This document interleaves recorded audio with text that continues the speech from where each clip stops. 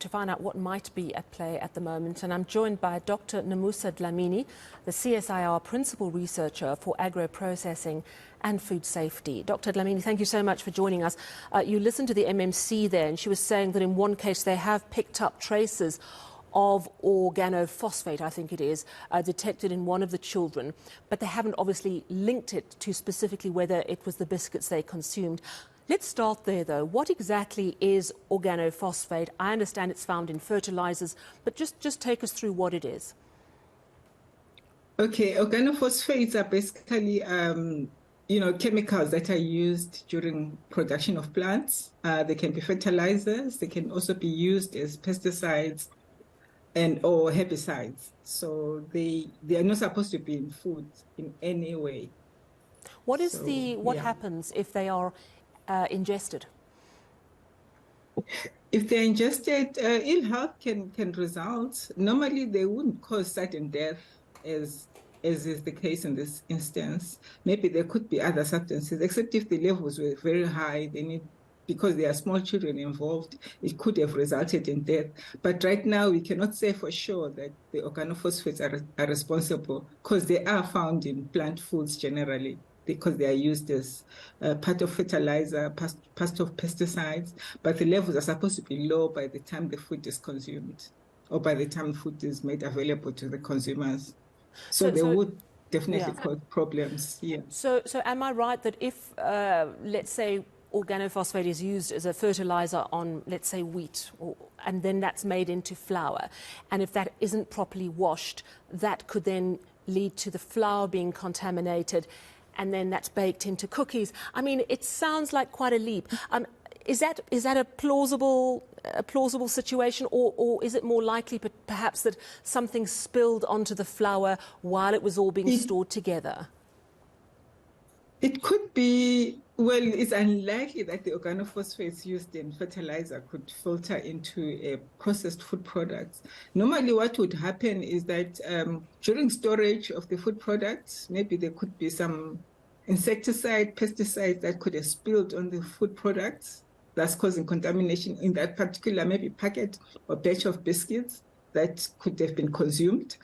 In terms of organophosphates showing symptoms so suddenly, no, it's unlikely that it could be that, but it could be some pesticides or some insecticide that is used. You know, when food processors or when stores keep their food products, they are warned against storing harmful chemicals, especially that are used as insecticide together with food.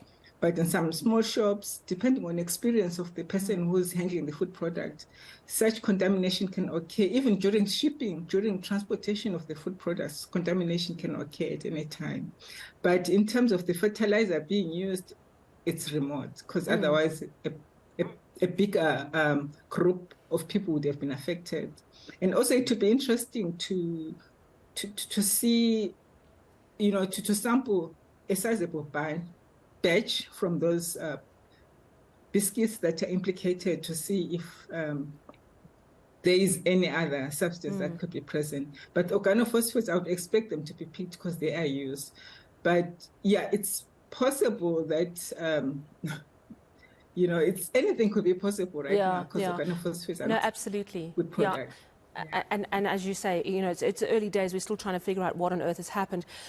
Let's understand then a little bit more about what can lead food to be dangerous. One of the concerns is that food is sold well past its sell-by date. Most of us think, well, if you do that and you eat something that's going a bit off, the worst you're going to get is a really, really bad tummy.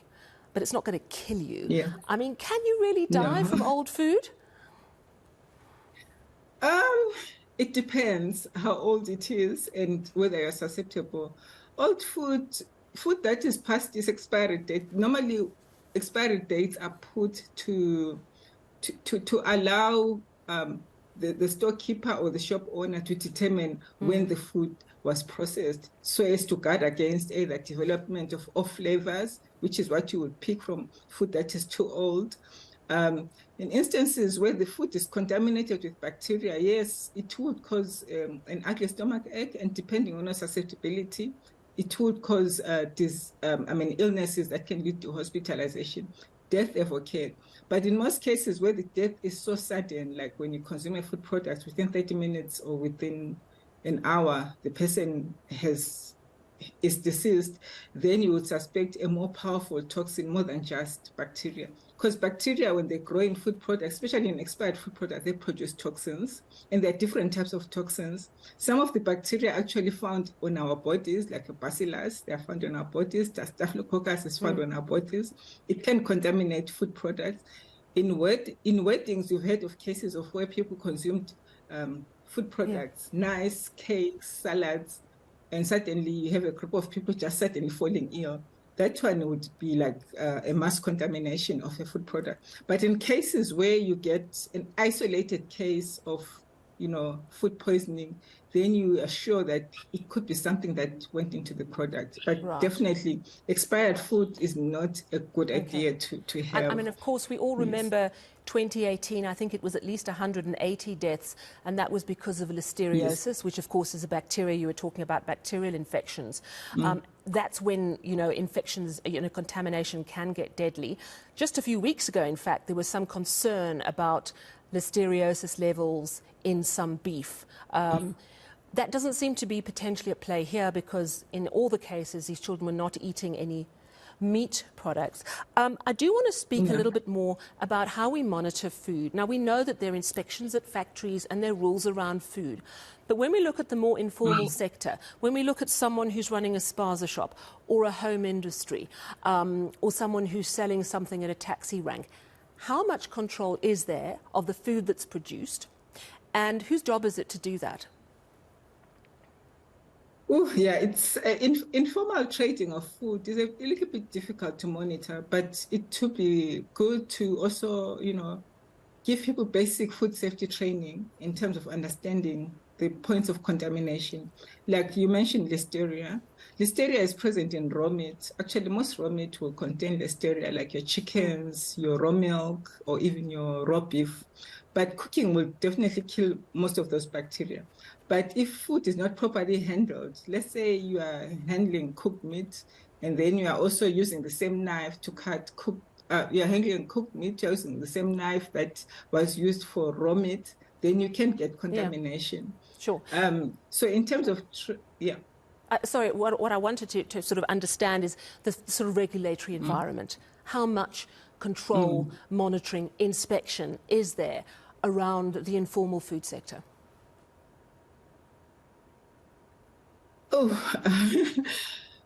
Well, there isn't any, but there are basic guidelines in terms of guiding them, in terms of you cannot just sell a product to consumers without it having tested. In some cases, if let's say you operate a shop which is selling food, it must be registered with your local municipality. You must have health inspectors coming to inspect your premises to see that all food safety measures are taken place to ensure that the food is safe, there is minimum contamination, and the person handling the food, they're handling the food in hygienic practices.